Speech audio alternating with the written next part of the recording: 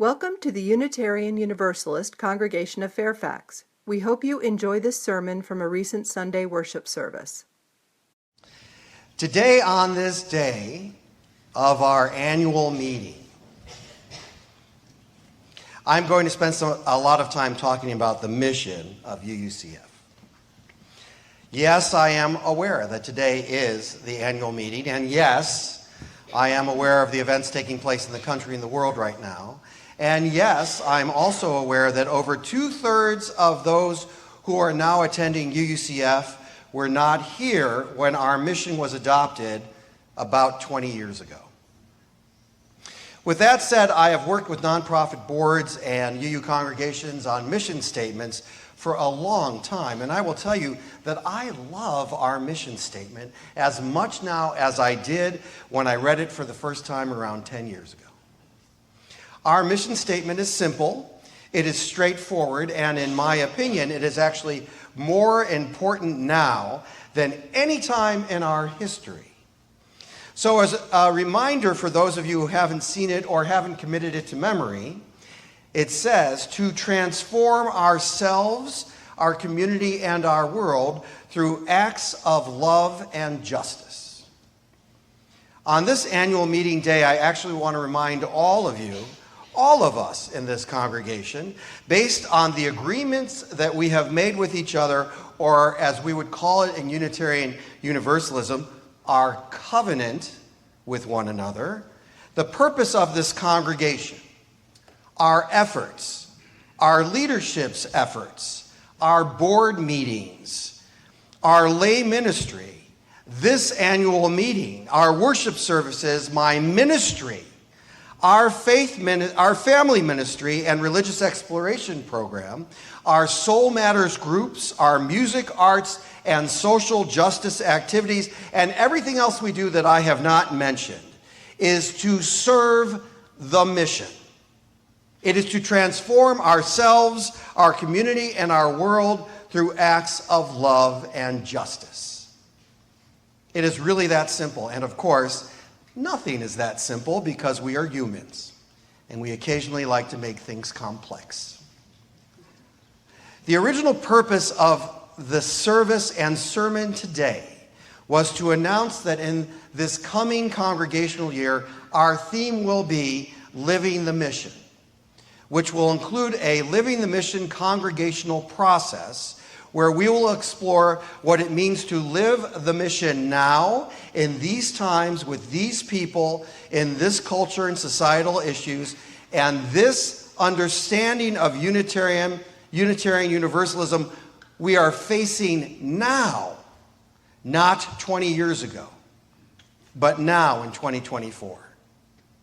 It is my hope and the hope of the congregational lay leadership that in this process we will inform a new understanding of our strategic direction, as well as how it will inform our soon-to-be organized first full capital campaign in over a decade.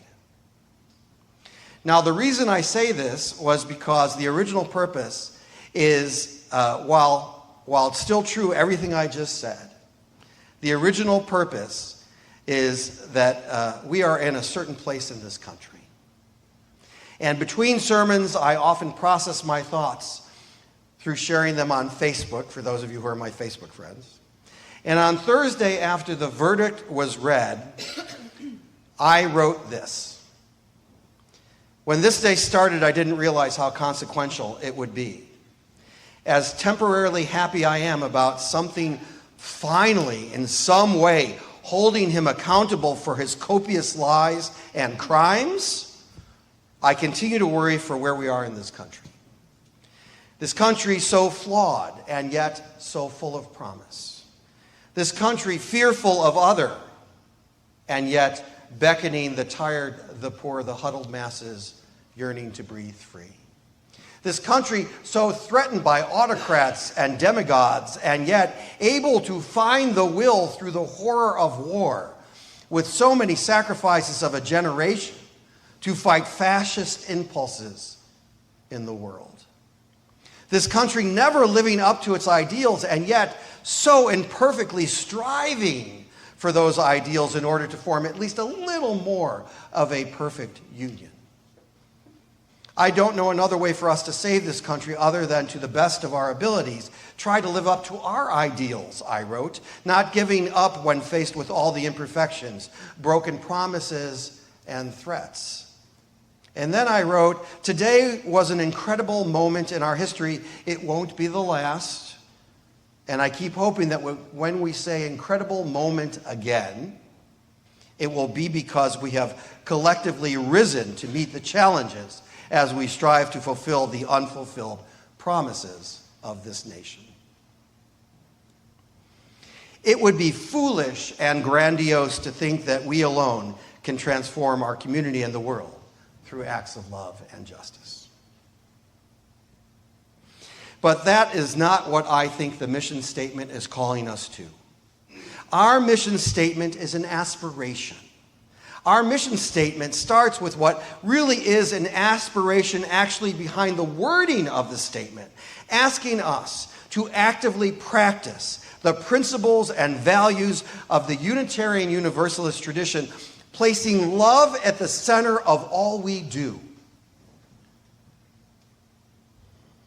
Placing love at the center for ourselves would be hard enough, but then trying to have it apply to our community and the world, well, that's asking a lot. And frankly, yes, it is asking a lot. And I can't believe in good conscience that we really, any of us, can pass on this.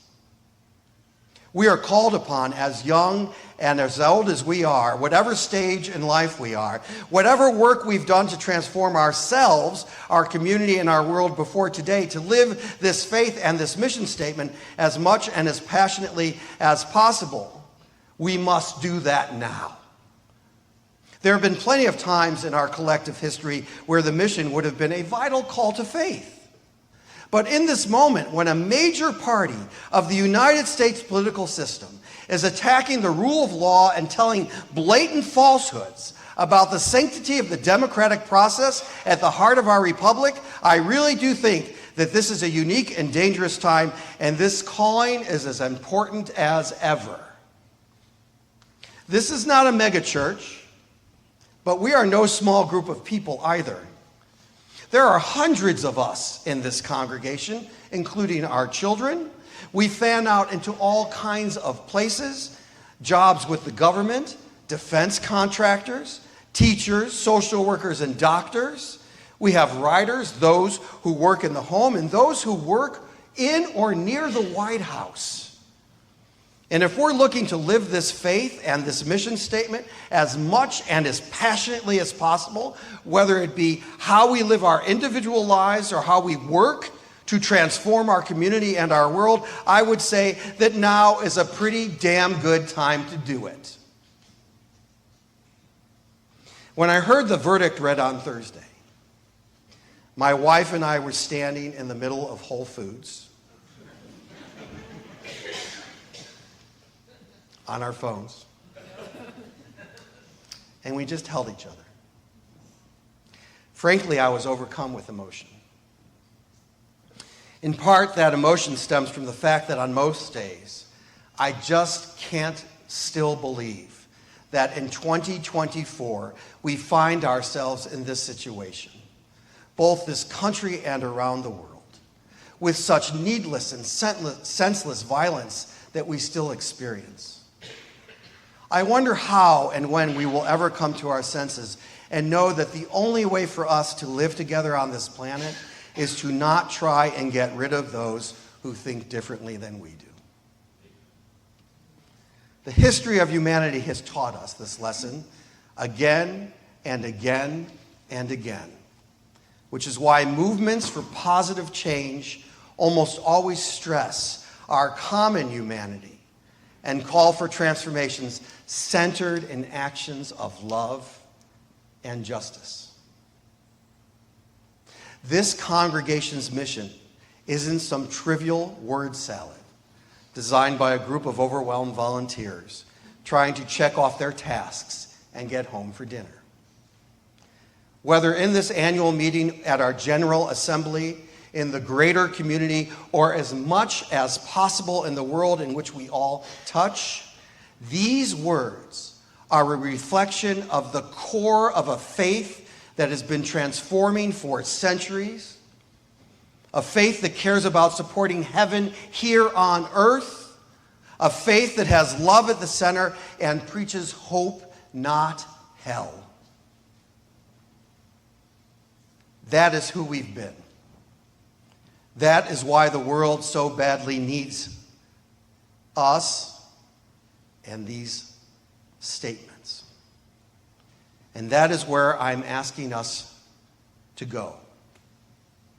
Boldly, passionately, emergently, and resolutely into our future together, wherever that may lead. May that be so, and amen. Thank you for listening to this sermon from the Unitarian Universalist Congregation of Fairfax. To listen to more sermon podcasts, go to uucf.org/worship-services and scroll down to sermon podcasts.